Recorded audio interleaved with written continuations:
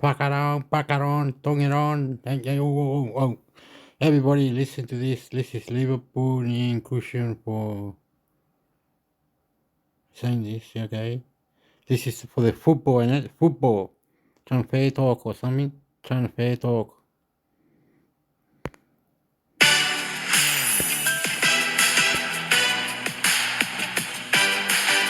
Hello, everybody. Welcome to a brand new edition of the Transfer Talk podcast. Hope you're well. With us today in the studio, delighted to say, well, we don't have any Dharma Chef for starters, which is a delight always. He's off doing something else.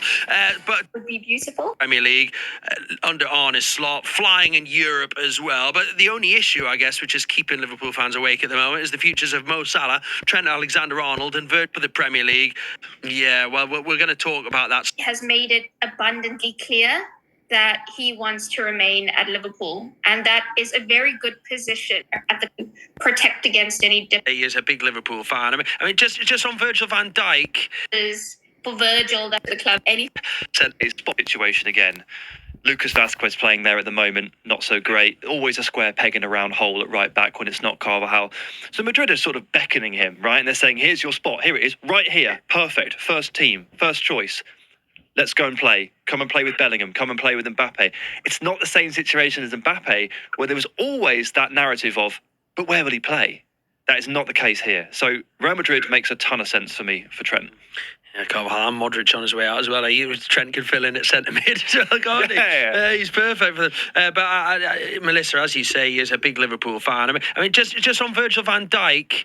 I mean, is if you were going to pick one as the most easy to get done, is it him? Although I guess his age could be a factor as well, Melissa. Yeah, Liverpool, and I think any football club would laugh at the concept of any player being, especially like a gigantic player in terms of status and meaning to the club, being easy to tie down. But of the three, most certainly, there's less sort of clauses for Virgil that there would be for Salah with things like image rights. Trent has Real, as we've mentioned, which is a big advantage to him in terms of negotiations. Salah obviously has what he offers in the commercial sense, whereas for Virgil as club captain, without very many alternative options, although you think it would be easier for him to go to a new club than it would be for Salah. Salah would find it harder to find his ideal landing spot. I like that term from Sam. So yeah, I'll concede he is the easiest of the three. And the fact that we are in this situation at Anfield with three of their biggest stars out of contract, is that really a symptom of all the changes that we've seen at the club over the past year? Not only in the dugout, but there's a lot of changes behind the scenes as well, hasn't there? Yeah, if you think about clubs and especially the best run ones, they tend to 2 years before a contract is up, they'll start the process of getting the renewal. Largely, it's a value protection thing, but you don't want to get into the situation where your back's against the wall as a club in a contract negotiation. So if you go back 2 years ago to see what was happening with Liverpool, they've lost Michael Edwards as the sporting director. Then his successor, Julian Ward, also exits after a few months. Mike Gordon, who was in charge of the day-to-day running of the club, steps back from those duties. So you have a little vacuum where suddenly Jurgen Klopp is all-powerful, and he deserved all the power he got for what he did as a football manager. But I think he himself will say he's not a well-versed sporting director, or he's not the man to tie down new contracts or deal with these sort of things. So that sort of fell away. Then you have the bombshell of Klopp announcing that he's leaving the club. And Liverpool had a window from when the hierarchy knew in November to Klopp announcing it in January to actually get those deals done without the players knowing that Klopp was leaving. And they did not want to do that. Neither the hierarchy nor Klopp, because they felt that's not the right way to do business, like dishonestly. So then Klopp's leaving. Now all the players are thinking, well, what's coming next? We need to see what's happening here before we decide our future. And so you get to the point where a slot comes in, no one really knows what to expect from him. People want to wait to find out. And then talks really kick off in October. So that's how they've gotten to this stage. And when you're trying to do 3 convoluted contracts at the same time, and you've started properly in October, yikes. Yeah, that's brilliantly summed up again, Melissa. I mean, January's coming. Sam, I'll throw this one at you and then maybe get Melissa to follow up. But they were linked massively with Zubimendi, weren't they, in the summer, and those links haven't gone away. And do you expect Liverpool to add to their ranks in January? It's never an easy one, or do you think they'll prioritise trying to get these 3 lads tied down? Yeah, something else on their mind maybe before they get to that. I don't know. Zubimendi was the big high-profile chase in the summer. It didn't come off. The great thing that's come about from that is that Ryan Gravenberch has become one of the best number 6s in the Premier League out of absolutely nowhere. Barely played last year. Now, for me, along with Caicedo, has been the best defensive midfielder in the league so far this season. He plays every minute. He's gone from playing not at all to every minute. He and Van Dijk, minutes played, top of the charts every time. We're now getting to a point where we've gone from, well, who can we get to play number 6 to how can we get Ryan Gravenberch a rest? Because he's actually probably playing too much football. I think Slot is trying to figure that out, and maybe the answer is a dip into the January market. But probably not for Zubimendi, because that's a 60 million deal. And now you're in a point where Ryan Gravenberch is so good, he is your pick. I wouldn't want to disrupt that now. He's doing so well. Melissa, busy January for Liverpool or not? No, unless there's opportunistic deal here or there that could be done. Liverpool usually use January as their building point for the summer. So they, in their minds, if they were to go and do something in January, they always wonder why people feel it's a guarantee. The player could get injured. He could not assimilate because you've not given him a pre-season to try and, get to know his teammates, all those kinds of things. And they'll want to have as little disruption to what they've got going on as possible. Let's go from Liverpool, who are impressive, really impressive on the pitch at the moment, to rivals Manchester United, who continue to struggle on the pitch. Of course, Ruben Amorim's come in, Melissa, as a new manager. I love hearing him speak. I think he says all the right things. He's been talking about, he's not inherited he said, I think he made comments about it's a massive club, but this ain't a massive team. And then Dan Ashworth. I mean, I couldn't believe, honestly, I spat my cornflakes out when I saw this. Ashworth's gone after 5 months. He left my club, Newcastle, went on gardening leave. For how long? For a long time. Longer than 5 months. Longer than 5. And then, I'll tell you what, a big fee, different reports on how big that fee was that Manchester United ended up paying for Newcastle. But 5 months later, he's gone as sporting director. Melissa, what are your readings behind this one? Was this a shock to you as well? The news came as a jolt because how hard Manchester United fought to get Dan Ashworth, both publicly and privately.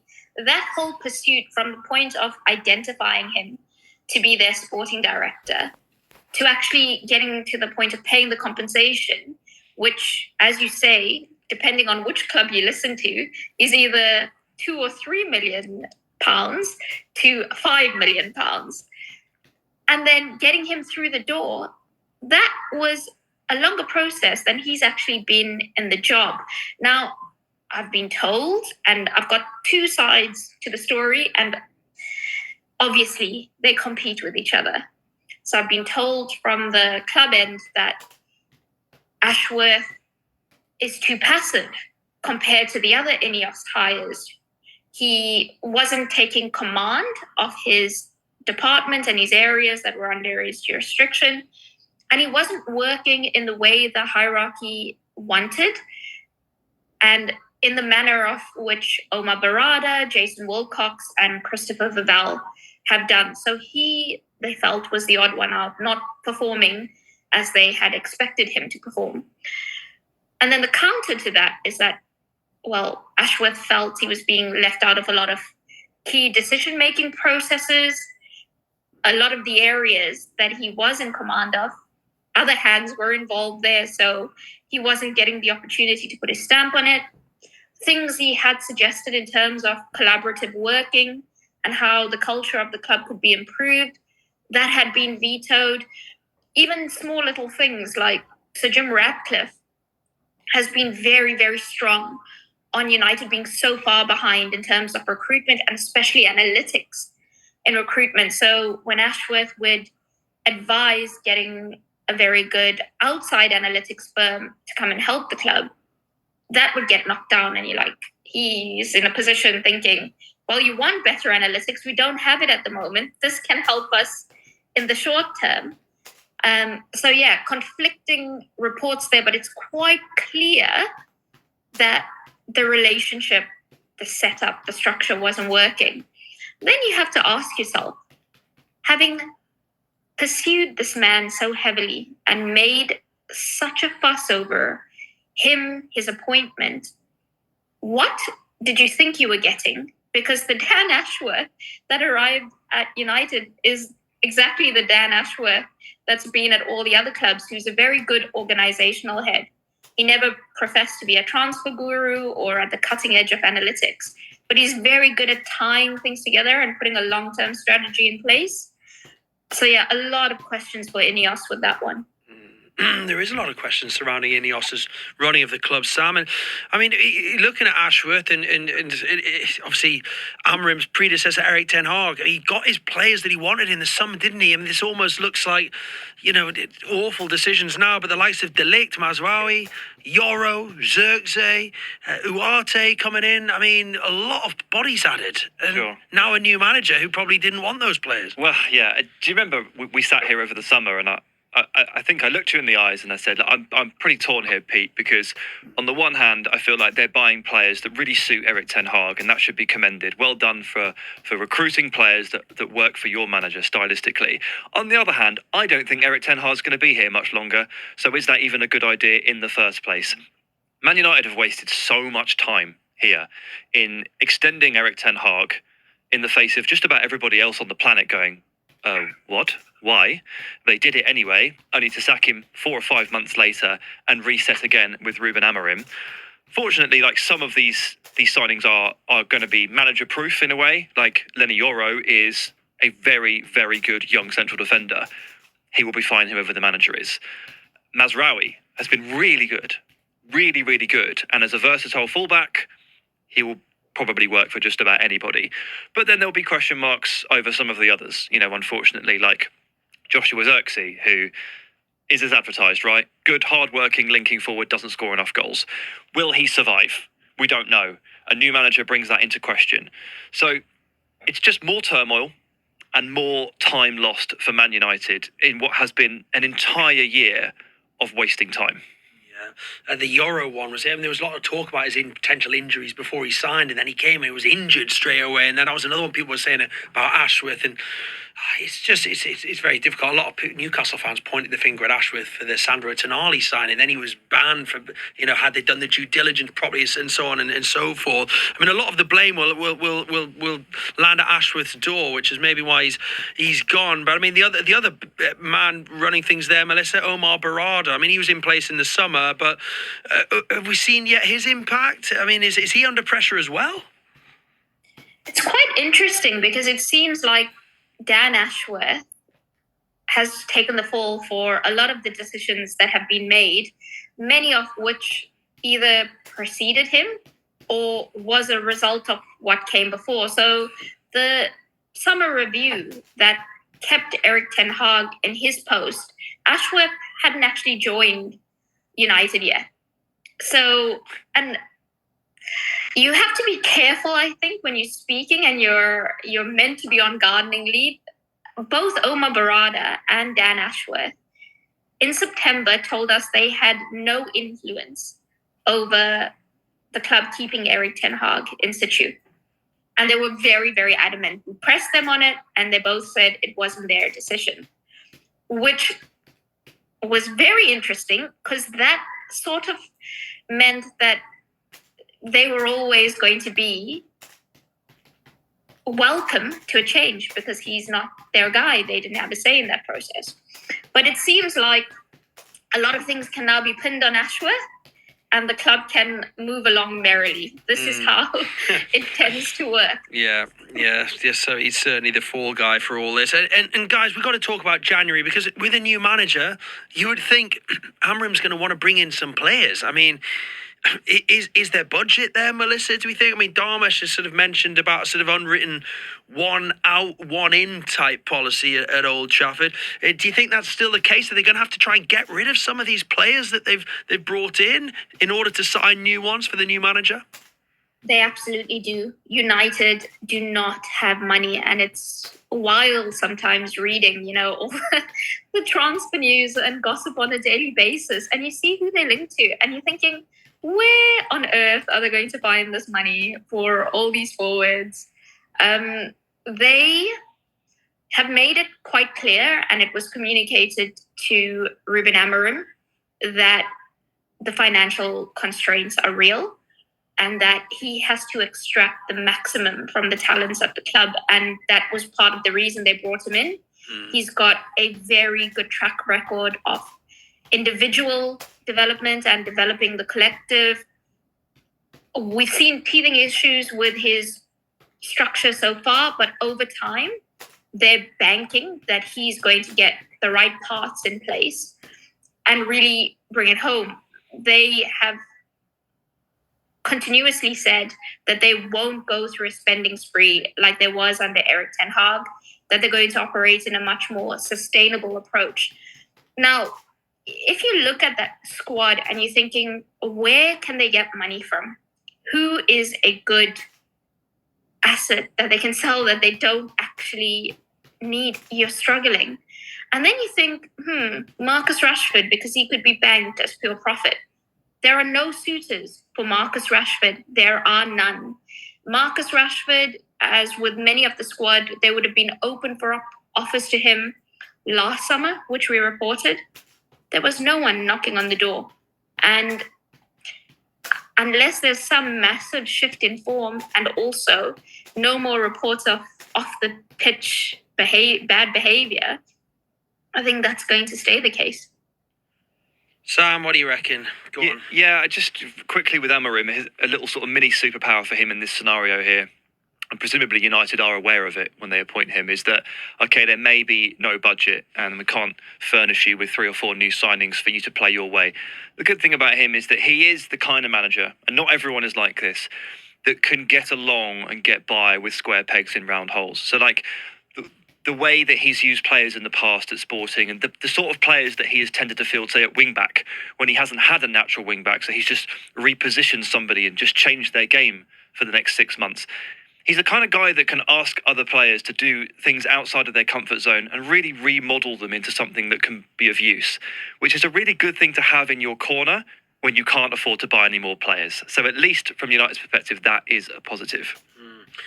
Okay, well, the big question remains is, can Amorim get a tune out of this squad? I mean, for me, when I look at it, I love hearing him speak. And Melissa, you speak to him regularly. I mean, he looks frustrated already. He looks like a man who's just discovered what he's actually taken on. When he was speaking recently, certainly with those quotes about not having a big team. But Melissa, is there a confidence there at Old Trafford that he is the man that maybe can turn this squad into sort of a team that can compete again, do you think? I think he's got all the tools, both in terms of his personality, charisma, the way he communicates his ideas, his actual coaching and what he's produced in the past in terms of, like Sam's saying, just turning players from nothing into something extraordinary. To do all of that, you're still relying on a lot of factors, like the players actually buying into it over a long period of time, and not just because you're a new face that they're trying to impress. So, getting a dressing room that wants to fight for you. And then also just getting a bit of patience and understanding. And I do think he has that from the supporters, and he has that from the hierarchy, because they know that they've given this man a squad that is unsuitable to the way he plays. And it's also a squad that's a mismatch of all the other managers that came before him and their ideas.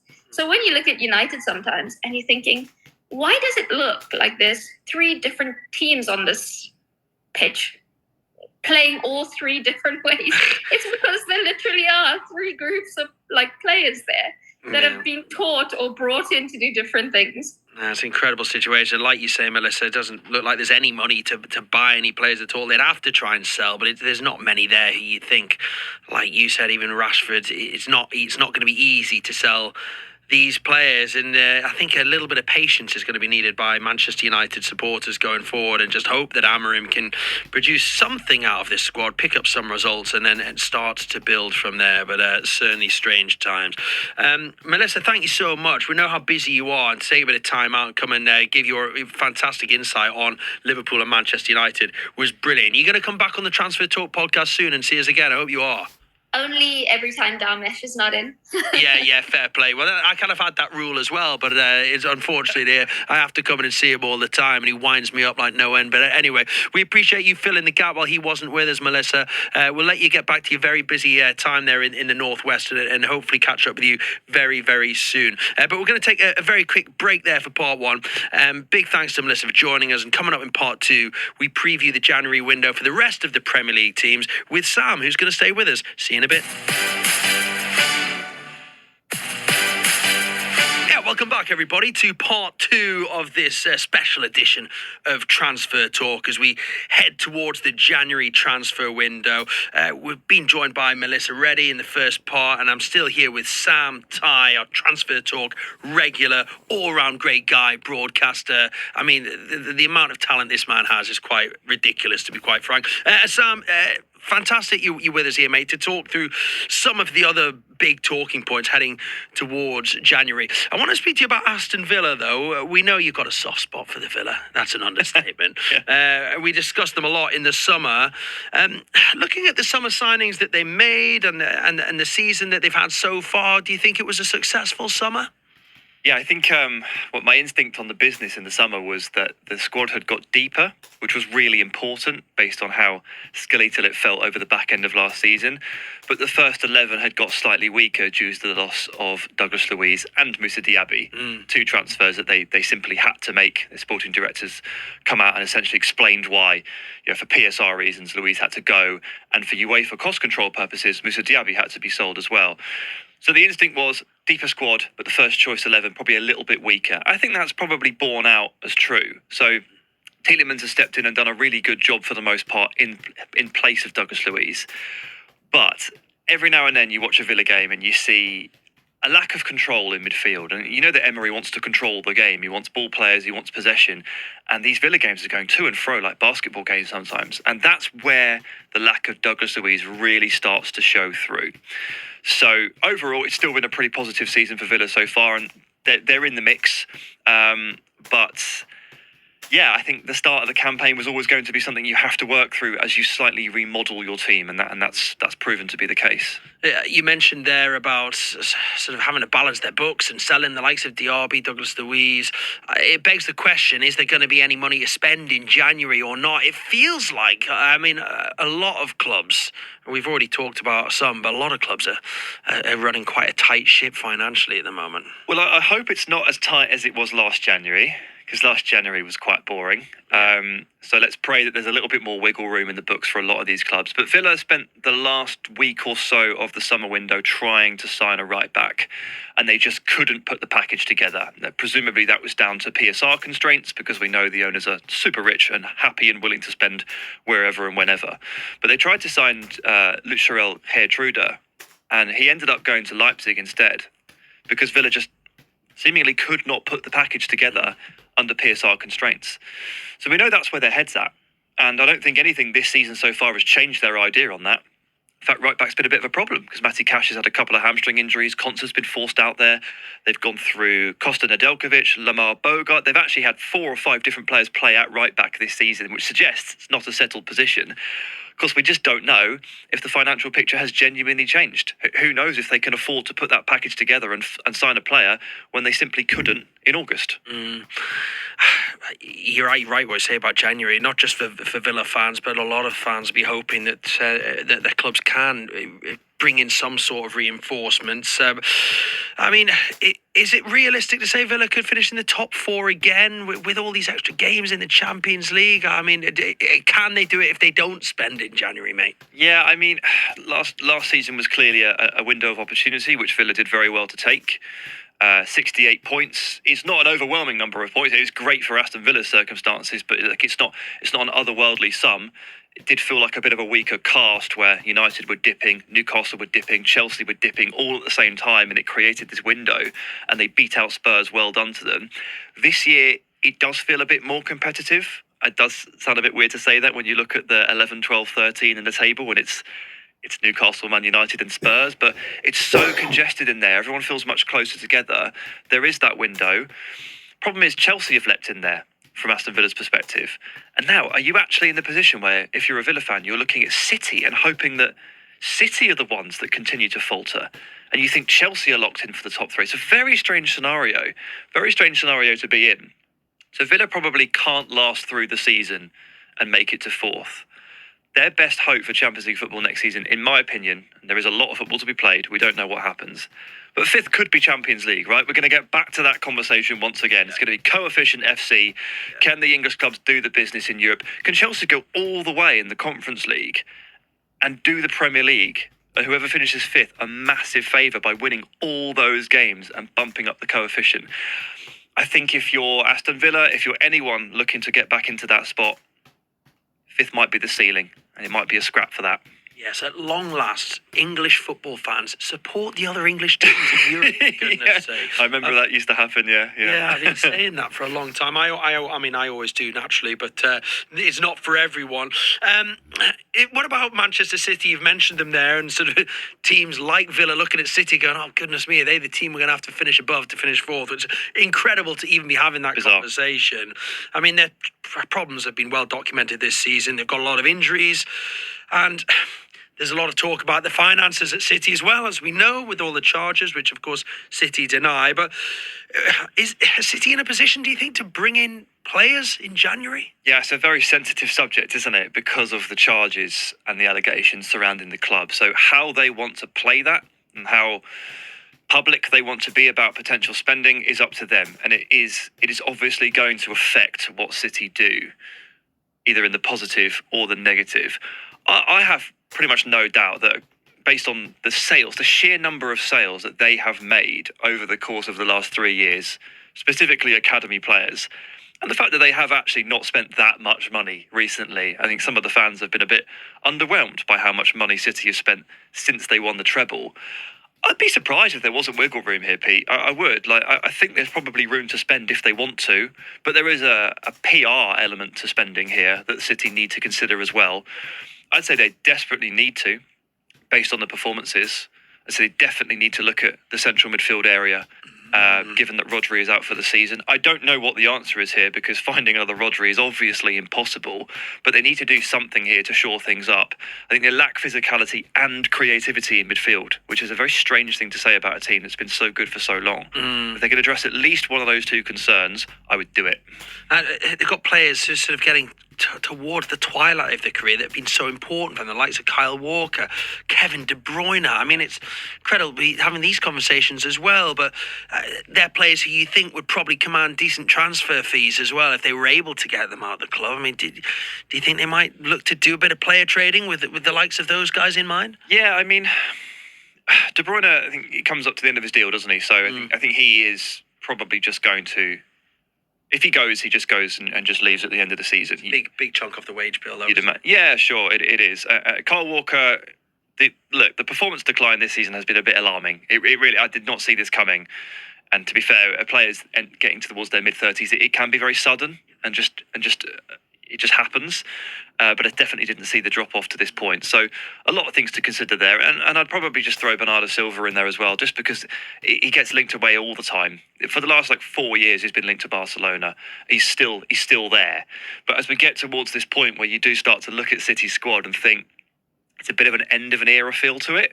I mean, Gundogan's obviously a 1 year patch. Silva has 1 year left on his deal come the summer. De Bruyne, Walker, Edison. Edison. I mean, and then come summer, there'll be questions, I think, again about Jack Grealish. So there is potentially a lot of turnover coming over the next 6 months for Manchester City. How much of it happens next month, I'm not sure. John Stones. I mean, you could go on, couldn't you? Yeah. So, I mean, Spurs, if we could just talk about Ange Postecoglou. I mean, they're in a similar position this season. I mean, we're told Ange Postecoglou's future is safe as it stands, but obviously it's been a very up and down season for them. The question is, Daniel Levy has to decide, does he back Ange in January, or does he keep his powder dry for a potential Ange replacement in the summer?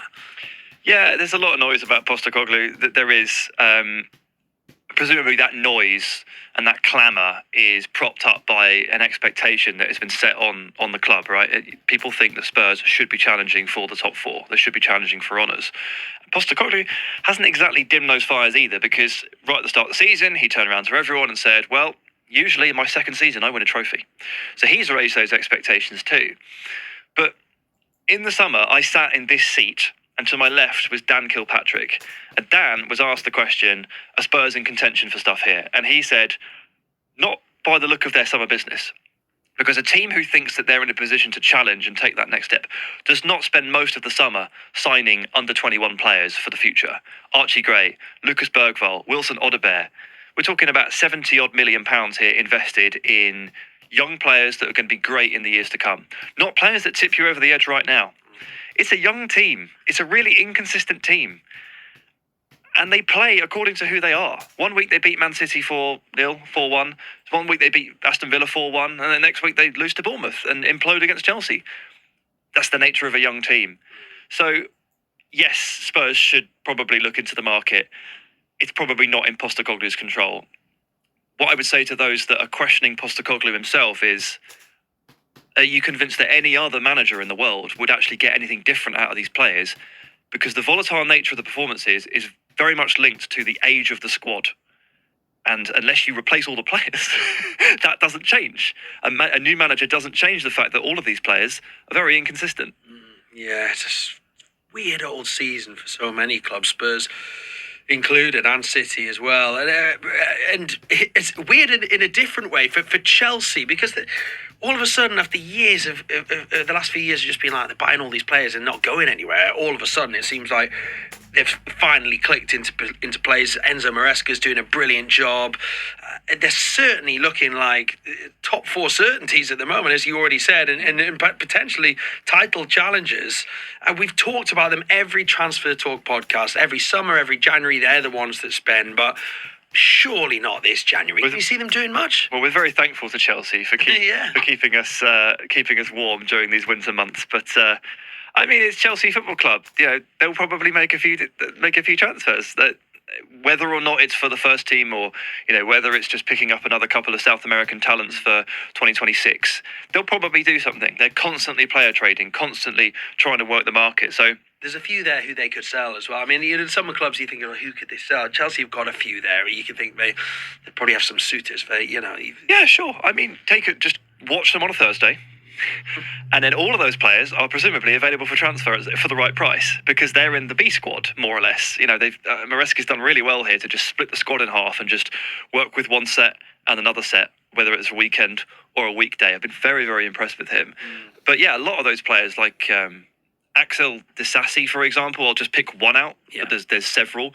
Disasi, like, if a bid comes in for Disasi, would they let him go? Yeah, I would imagine so, right? He's not integral to anything right now. He's started one Premier League game, I think, at right back to Bournemouth. And I've seen Mudryk mentioned in a few quarters as well. Yeah, someone who might potentially. They might stimulate the market through selling and just liven the whole thing up. Yeah. Sometimes it just takes one club. They have sold well, haven't they, Chelsea, as well? We always make a lot of points about how much money they've spent, but they've sold well as well. And people talking about PSR and saying, how can Chelsea do this and how can Chelsea do that?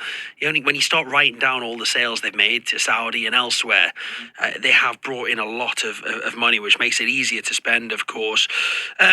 You said you're a big fan of Maresca. How much can he achieve? You said they could win a European trophy potentially. I mean, are they title challengers, do you think?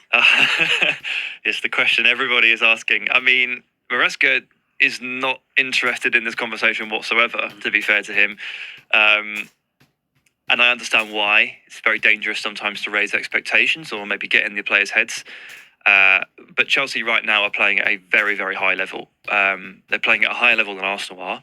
And they're probably, in terms of attack, they're matching Liverpool. Not defensively, but in terms of attack. So if this is the actual level, because remember, teams go through purple patches throughout the season, they undulate in form.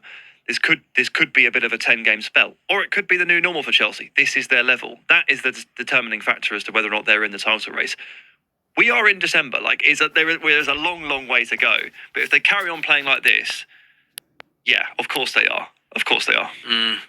Fascinating. He's done a great job, Maresca. It looked like a problem club that nobody was going to be able to fix, but he seems to be doing just that now. In the summer, he comes in and Pochettino has made some really good progress over the back half of last season. I was very critical of the decision to move on from Pochettino, so I'll hold my hands up there and say the change has been for the better. He has the Enzo Fernandez situation with Argentina to deal with. He's a bloated squad of 28 players. He's done remarkably well here. This is reaction. This is reaction. This is reaction. I should open the little window. I should have done something. A reaction. Australiano. Vivo. Now we take it out. It reminds me of when Eric Ten Hag took over. We are in December. There's a long, long way to go. But if they carry on playing like this, yeah, of course they are. Of course they are. Fascinating. He's done a great job, Maresca. It looked like a problem club that nobody was going to be able to fix, but he seems to be doing just that now. In the summer, he comes in and Pochettino has made some really good progress over the back half of last season. I was very critical of the decision to move on from Pochettino, so I'll hold my hands up there and say the change has been for the better. He has the Enzo Fernandez situation with Argentina to deal with. He's a bloated squad of 28 players. He's done remarkably well here. It reminds me of when Eric Ten Hag took over at Man United the first year, and people forget, but he actually had a really good season. And he was also kind of preventing the ceiling from caving in at times because of the ownership above him and the stuff that they were doing. The club could have fallen apart but for him. And I'm not saying Chelsea are about to fall apart, but we've seen the reports of the unrest between the two co-owners. The amount of players they bring in, the amount of attention they've generated, the Enzo Fernandez situation, the way they've treated homegrown players over the years as well. There's a lot of negatives to point out there. And he has just kind of batted them all away very calmly. Very impressive. We can't have a Transfer Talk podcast without talking about Arsenal. I mean, we always seem to be talking about whether or not they're going to buy a striker every single window, and they never seem to buy an out-and-out striker. We know Havertz has played there. They've brought in Gabriel Jesus, a few years ago, but there seems to be this clamour for Arsenal to get this striker. It's not always just from Arsenal fans, but even beyond, and pundits and commentators alike seem to say what they need is an out-and-out number 9. Do you expect them to go in for one in January? And if they do, who would it be, do you think? Yeah, I guess I don't expect them to do so. I don't know, but I'm guessing that January isn't the right time to spend that kind of money for Arsenal. They're just undergoing some upheaval at director of football level because Edu has departed the club. So that connection between him and Mikel Arteta has been severed, and until they can put something else together and get other processes in place, presumably Arsenal will be a little bit quieter in the market, or at least a little bit more cautious. In the months following the departure of your sporting director, is that the moment then to be right, let's drop £70 million on a striker? To me, it's not the time. Despite what portions of people say about Kai Havertz, Mikel Arteta is very happy with him as his number 9. He's not solely focused on the goal output. He likes what he gets from him in terms of pressing, in terms of winning second balls, in terms of facilitating play, link up with midfielders, which is all part of the job when you play for a top team and you are a striker. So it's not as simple as he doesn't score enough goals, need to get a better one. It's not that simple. Also, who is there? Who is there for you in January? It's a ridiculously tough market at the best of times. And the one answer that I've always come back to, Victor Osimhen, I don't even know what's going on with him right now. The fallout from the summer, the move to Galatasaray, is that even an option? And is it the right time? Doesn't sound like it to me. I mean, the one name that gets mentioned often in the bracket with Arsenal is Alexander Isak at Newcastle. But of course, he's got a long contract. They spent about 70 million to bring him to St James's Park. So, I mean, what kind of a figure he would come Ivan Toney's gone off to Saudi Arabia now. That one's off the table. So I'm running out of names. Like, it's not like top quality number 9s are like readily available or cheap. Talking of Newcastle, we'll just end on them. I mean, there's a lot of talk. I mean, Newcastle fans are desperate for reinforcements. They didn't really bring in anyone in the summer. They made Lewis Hall a permanent. And he's been very good. Oh, he's been absolutely fantastic. I mean, him and Livramento. You were talking about Kyle Walker and the drop-off, and Newcastle have had a similar issue with Kieran Trippier, really. It was sort of, they're so important for them with his assists. He created so many goals. He was like leading assists, leading points on Fantasy Premier League and all this kind of thing. And just towards the end of last season, there was just a little drop off. Now he's retired from international football to focus on his club career, and he's had a couple of niggly injuries. But luckily for Newcastle, they've had Tino Livramento on the right and Lewis Hall. They both just slotted in. As we know, they both started the last England game as well, which shows how well they are doing. But a lot of Newcastle... Do you expect Hall to be this good? Well, you know what? I'd seen him play against us at St James's for Chelsea, and I remember walking out of the stadium. A lot of people saying, "Oh, what a player he was!" I was delighted when we signed him. And but it was slow going last season. It was slow, but I think a lot of that was to do with PSR as well, because they had this clause they had to pay 30-odd million to sign him. I thought I think they were worried they didn't have the money. Right. Okay. So they weren't, they weren't playing him as often as probably they would have liked to, I think, at times. And then due to a number of injuries, he ended up playing towards the end of last season and was brilliant. And they turned it into a permanent deal on the back of that. And it's been a great signing, and it now looks like a bargain, I think, both of those players. But there was a lot of talk. I mean, they tried to sign Mark Gahey in the summer, didn't get there. The figure kept going up and up and up. So Newcastle fans are sitting there thinking, well, there's 70-odd million to spend there, because that's what they were offering for Gahey at the time. But I think in reality, if they had have signed Gahey, they would have been forced to sell one of their big players. And when you talk about big players, it's players who've signed since the takeover. It's the likes of Bruno, it's Isak, it's Gordon, it's Tonali, it's Botman. It's one of these sort of stellar players that they brought in. And I think, unfortunately, listening to Eddie Howe, that's still the situation. If they want to sign anyone in this window, they're going to have to sell. And they would love to sell one of the more... Like that. Like that. Like this. Da da da da da da da da da da da da da. Da da da da da da da da da da da da. Please. Good manners, please. Good manners.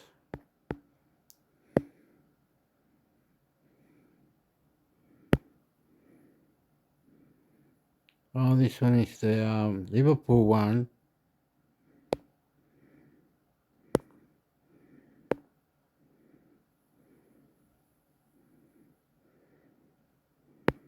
There's more to a career in the Australian Defence Force than you might think.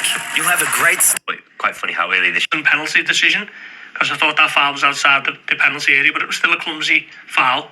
It was probably a free kick on the edge of the box from other to catching up. And I remember speaking to him after the Ipswich game on the opening weekend of the season, and he sort of spoke about how he'd been injured since March, up until pre-season, and he didn't have much of a pre-season either, did he? Because he was obviously, you'd think he went to America, but he gets injured before the friendly. He flies back. So yeah, he's been maybe not 100% for quite a long time now, and he will get back into real form, I'm sure. But also, I just start to wonder, has he played too much football? Is he sort of not necessarily over the cliff at the moment, but can he see down the cliff? I can understand both sides of the argument, because he's been an incredible player for Liverpool for so long, but just at the moment he's a little bit off the pace. So he's got a few questions to answer. I'm stuck in two minds on him, because I think since the Madrid penalty and that, he's actually responded quite well. He's one of those players that needs rhythm to find his consistency, find his level, and he was doing that. He was brilliant against Girona. He got given player of the match by UEFA, and he was pushing on. And you look at this mistake against Fulham, that does come from the knock to his knee. It can't, like, we were looking at him going down thinking he's not going to last here. Yeah. If they had Costa Simicas on the bench, they're making that substitution there and then. And it goes back before March for the injuries, because he made a mistake against Brighton away. We're talking October, 23, was it? Last October, yeah. Yeah, and then he gets injured, was it? That's when he did the shoulder on the international duty. He gets injured again on international duty, and he's playing through it because he wants to play at the Euros. And we're seeing Szoboszlai have the same issue, playing through the pain barrier because he wants to go to the Euros. Then he has the issues at the Euros, coming back in pre-season. It's a lot of time to play catch-up. And yeah, we could be saying he's wrong side of 30, played a lot of football over the hill. He's doing what Fabinho did, what Jordan Henderson did. Or it could just be he's not had a break for 12 months, 18 months, and everything's going against him. And just as he was about to get that rhythm, he gets that knock on his knee. He goes and gets sent off. But you've got everyone on him at the moment. There's that added scrutiny because 18 months on his contract left, because he's the wrong side of 30. You're just waiting to write him off, waiting for that successor. And it seems a bit premature, really, because there is still a player there. And obviously we know how important he is behind the scenes. At the very least, for me, he can be a backup. He can be a vocal leader in the squad like James Milner was for years. But it is something that Liverpool will be assessing behind the scenes. It would be naive to think they're not looking for a long-term replacement because of the age and the contract status. But they're not going to sign off on him just because he's had a bad 17 minutes against Fulham. He's, particularly his style as well, isn't it? It's very explosive. It's up and down. Even more so under Jurgen Klopp, and that was a real staple of the way the team wanted to play. Yeah, I think I agree with you there, Theo. I don't think it's any time to be massively writing them off, but the club will be assessing the future of their left back position. We're pretty sure of that. Just depends on when they feel the trigger needs to be pulled. And I don't know if it's going to be January by any stretch. It could be next summer. There's a few names who, sort of circling around the room a minute at the moment. But he's just right one down on his boat. Yeah, I just feel like he's just in a little bit of a difficult period at the moment. And Simicas being out injured is probably he's had to sort of carry on during this period. Yeah, and I think the name that I did write down for those who saw audio today was Anthony Robinson. I mean, when Robinson kind of has the game that he has, and then the other team, Robinson plays as well as he did. I mean, 2 assists.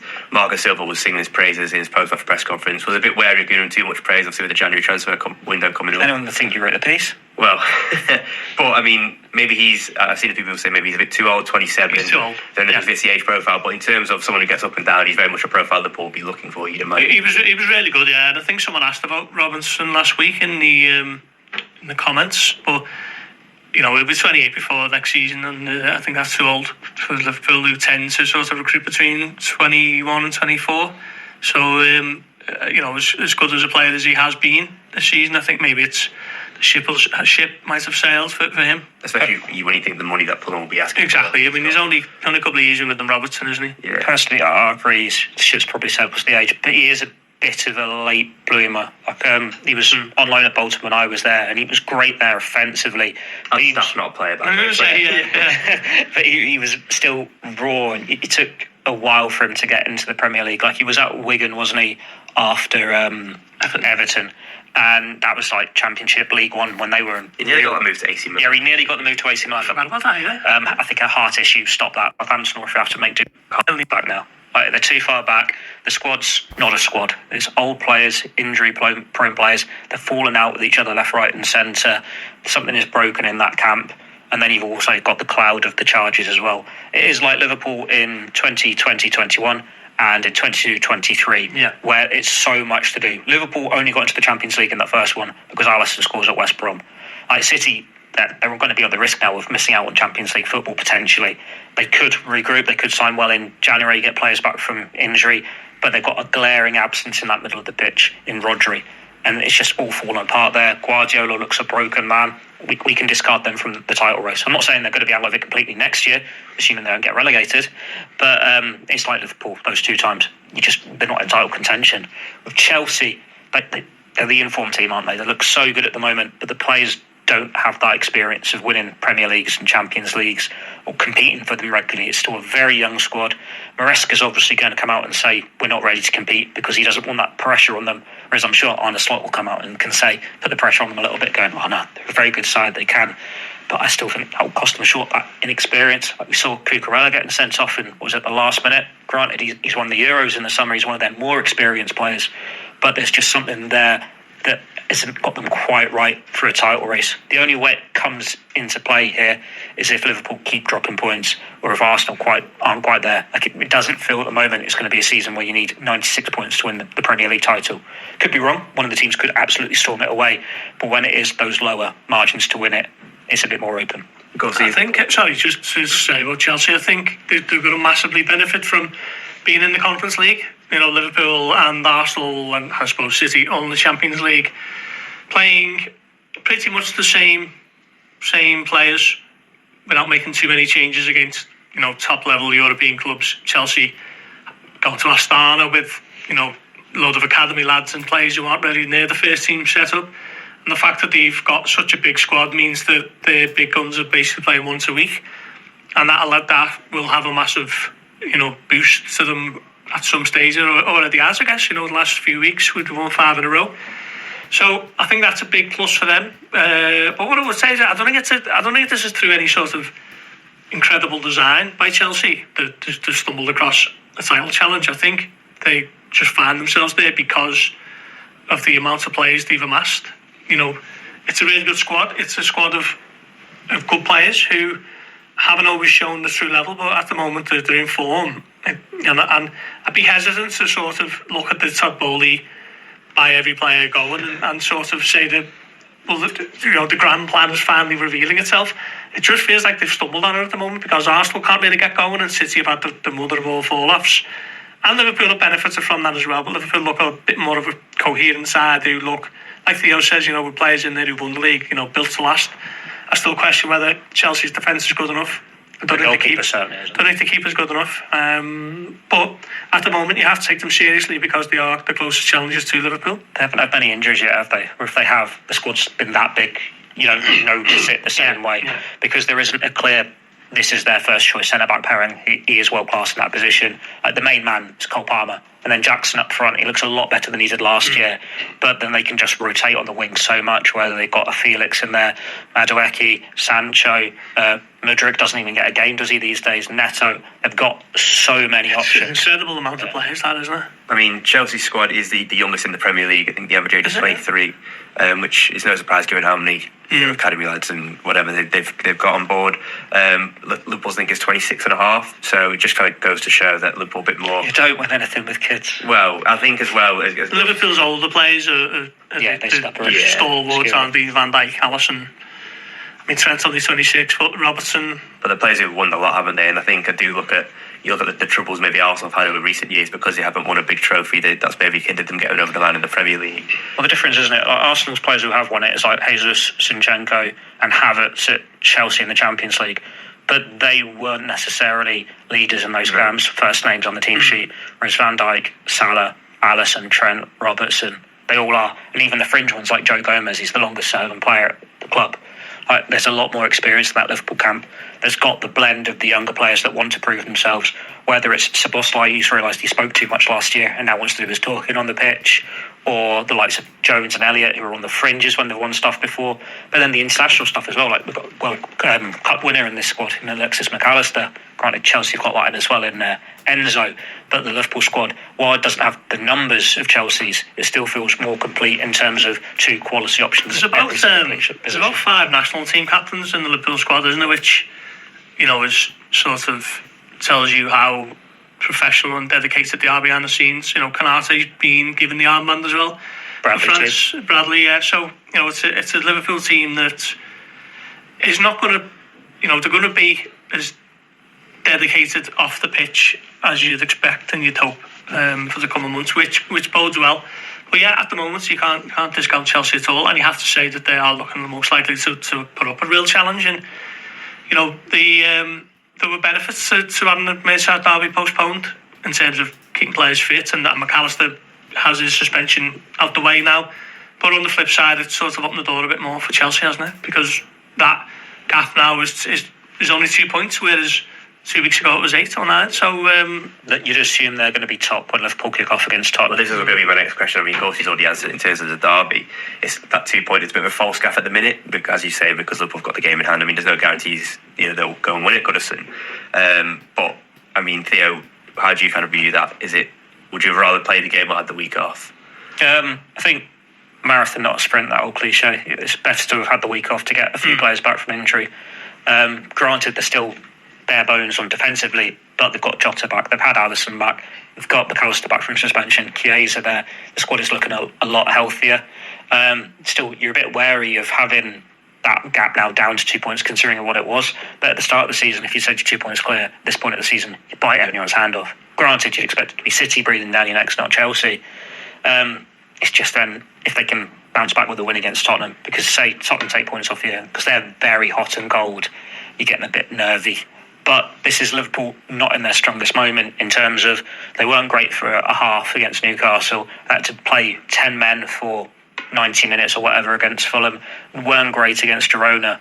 So hopefully they can get a bit more out of these games. They still did so well with those 10 men, but you're waiting for them not to have such a thing to bounce back from, to be able to have it all in place on the field. Players back from injury and just be in control of a game for once. Hopefully Tottenham's side, they can do that too. But yeah, they just seem to have a bit more about them. Chelsea, if they do find themselves top, Maresca won't be able to say, we're not in a title race now, we're not ready for it now. And then how do they cope with that pressure? Whereas Liverpool haven't really found themselves under pressure from being in the position they've been in, to the extent that no one's even making a massive deal of the lead at the top dropping to 2 points. And the Merseyside derby just depends when they put it in. Like, what players are injured then. Goodison under the lights, their last derby at Goodison, how it falls into the season, what games are either side of it. Liverpool at the best can beat anyone, but then we saw last year what can happen at Goodison when it doesn't go right. It's huge, that game at Stamford Bridge, isn't it? Or it could be. But it comes late, doesn't it? Is it like the penultimate game of the season? I think they got it back to back with Arsenal again, quite a tough run. They have Spurs, don't they, as well, sometime around then. Maybe Liverpool have the title won before then, but Chelsea have a tough run coming up, because they've had a very nice run. They're really in the Conference League on Thursday against Shamrock Rovers. Then they've got Everton. Tough one, that. Everton at Goodison, and then Fulham on Boxing Day, and then Ipswich just before the new year. So what's this tough run I've read about then? Because that doesn't sound very tough to me. I'm sure probably some clickbait that you've been writing. to move it on then to Liverpool's next game, they're in Carabao Cup Action Gorsey on Wednesday night. You and Theo will be there. Southampton in the quarterfinals. I mean, it's a bit of a weird one every year, the Carabao Cup, isn't it? Because you kind of almost fall into the quarterfinals, and then you think, well, you're at this stage now, you've put the effort, you might as well go on and win it. Yeah. How seriously does Arne Slot take it? I think you look at Wembley in February, I think what a memory that was, what a story, what a cup win, all that sort of stuff. But then on the flip side, you think this is the second most important game of the week. So it's difficult, isn't it? I think if there was a few more players back, I think you could probably look at it with a bit more optimism and think go there and make 9 changes and you still have a strong team out against a team who are managerless, fighting for their lives on the back of a demoralising hammering against Tottenham yesterday. I just wonder whether, I'm going to pick our teams out shortly, but I just wonder whether there are a few too many out at the back for Liverpool to attack it maybe as much as some supporters would like. Others would just say totally write it off and they'll take 3 points on Sunday. But yeah, it's a difficult balancing act.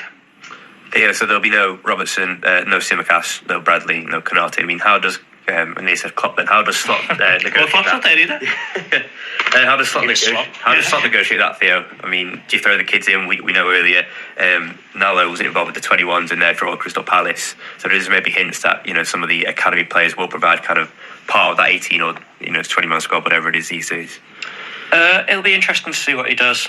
There's enough in midfield and attacking options to rotate entirely, and you rotate entirely, it's still a very strong side he's putting out.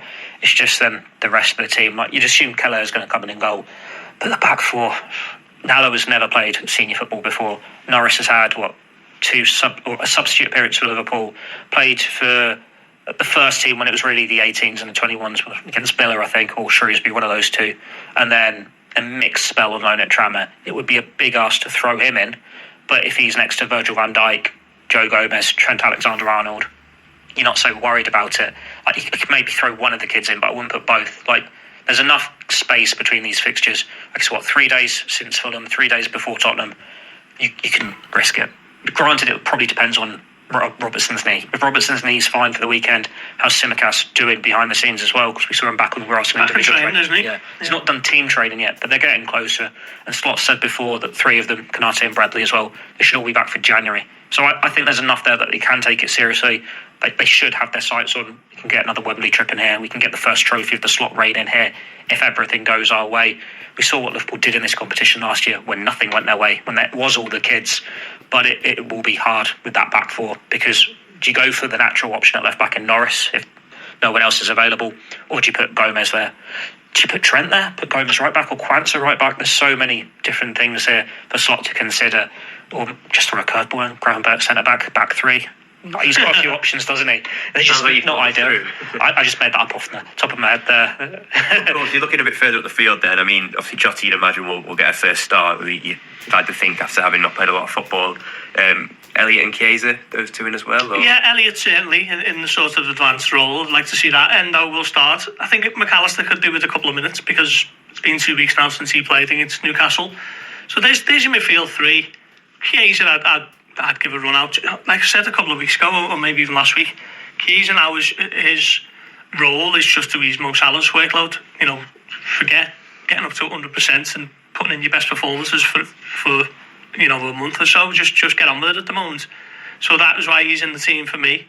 Yeah, like Theo says, it's just at the back, isn't it? Like, Liverpool have got the players to play, but you don't want to be playing, Van Dijk, Trent, Robertson, suspended anyway, isn't he? So we'll point out what's are you going to do at left back? Joe Gomez. They had Southampton in the Cup and the FA Cup last year, and granted, I don't remember what the defence was, but offensively, Jayden Dance came off the bench. Kumas started on the wing. That was a young side, and they battered him. Championship Southampton is going to be different to Premier League Southampton, but did they sign that many players in the summer that is that big a step up? And then it's how do they... I think that was at Anfield though, wasn't it? Are they not thinking about the weekend though themselves? Yeah. They're in a real bind. How does Southampton look at this? Is it, we're going to get relegated anyway, let's just try and get a trip to Wembley? Or it's, sacrifice this, we've got to try and give ourselves a chance in the Premier League. And then it's what, an under-21s manager is caretaker.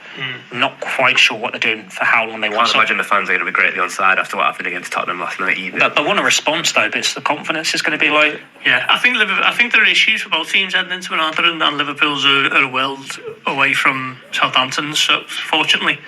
But yeah, I'm just not sure what he's going to do with this back line. Well, I'll throw it on you then, both of you. We'll start with the goalkeepers, starting 11. Kelleher's in goal, isn't he? Both of them, Kelleher. Yeah. It's got to be the 4 senior ones, surely. Norris is the one I could maybe see him throw in. Like we saw that in Klopp's first season, wasn't it? Brad Smith played against Southampton, and that's 6-1. Maybe he just came off the bench in that, but he got an assist, didn't he? But it'd be a big ask, because you've had opportunities to put him in. He was on the bench, wasn't he, against Girona? Nalo's been on the bench against Newcastle, but it'd just be a big ask. They can play against Accrington in the FA Cup next month. You can probably get enough from your senior lads here, but then hopefully Robertson. So where are you going? Trent, Quansah, Van Dijk, Gomez left back. I forgot about Quansah. I would have done Quansah at right back. I did not like him there against I just don't think he sees him as well. I think he's got Gomez in that rhythm of playing centre half, and I think anything else is a bit of a distraction. Yeah, no, I agree with that actually. I think Gomez is. I think Quansah's a better centre back than a right back, but I just think for sort of the headspace of Joe Gomez, just keeping him centre back, doing the same patterns, same routines. Alongside Van Dijk. He's going to be a bigger player this season for Slot than Quansah is, judging by the first for me. So putting Quansah right back, does that mean you're going no... who's going to play left back though? Is that Norris? You put in Trent there because Carsley did it once. I wouldn't do Trent there, no. I'd probably go Gomez and Van Dijk and then just protect Norris on the left side. Who's right back? Quansah. So Quansah's right back. See, it's tough, isn't it? Trent's not played in the League Cup yet this season. Granted, part of that's because of injury. Van Dijk's not played in it yet this season. I just think if you've got those 3 there, it's very much a. I mean, that's the back 3 that ended against City, is it? Or, the 3 of them. Van Dijk has to play. Like Slot said before, about the minutes and the defenders' legs. He's not so worried about the defenders. And I think it's going to be a makeshift back four, whatever it is, even if it's the 4 senior lads. So you need that leader in there who can marshal it. And Norris is, I know he didn't have a great spell at Tranmere, but he has played senior football. He's one of the older academy lads, 21, 22. I just think he's a bit of a safer bet. But I'll leave the defensive crisis for a second. We didn't get an answer there. We'll throw it into midfield then, Ghosty. I mean, you've kind of touched on who you would be looking at to play there, but just kind of give us your... Yeah, Elliot to start, Endo to start. And I guess he'd be the only one alongside McAllister. But I just think it'd be good for McAllister to get a few minutes after 2 weeks off, really. It's, I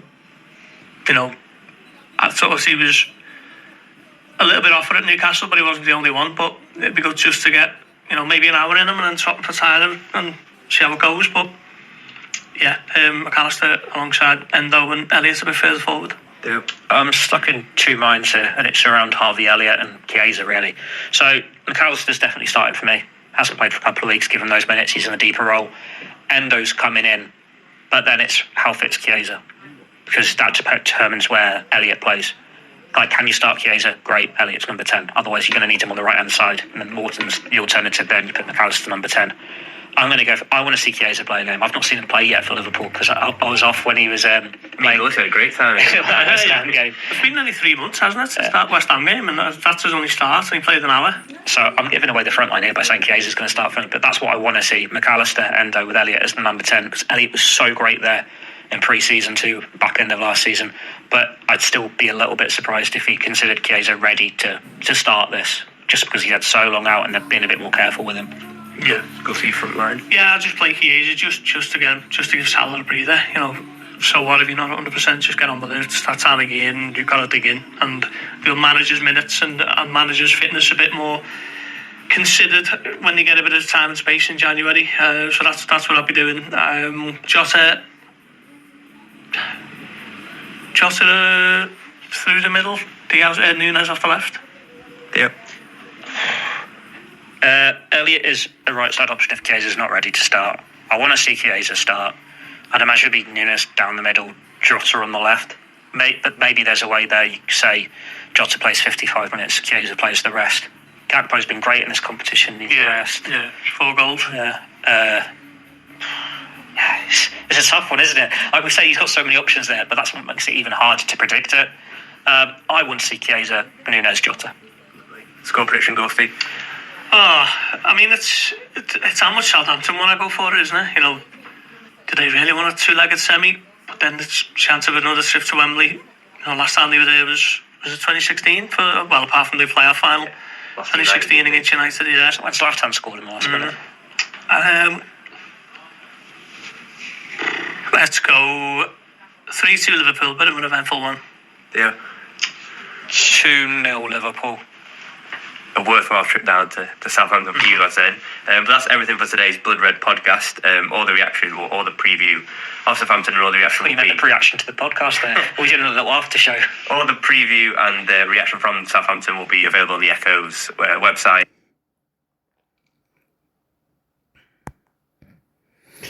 All right, hello.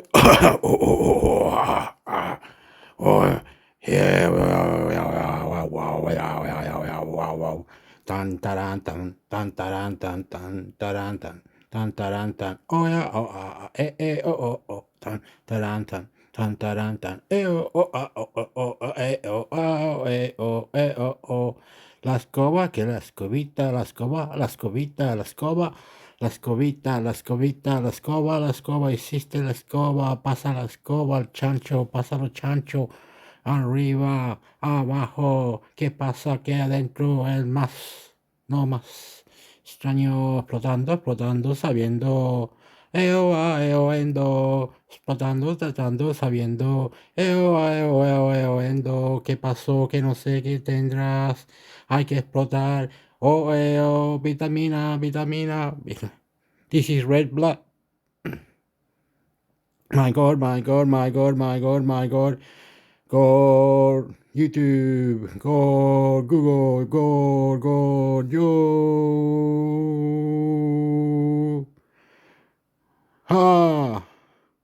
Thank you, I'm intermixhector. Subscribe.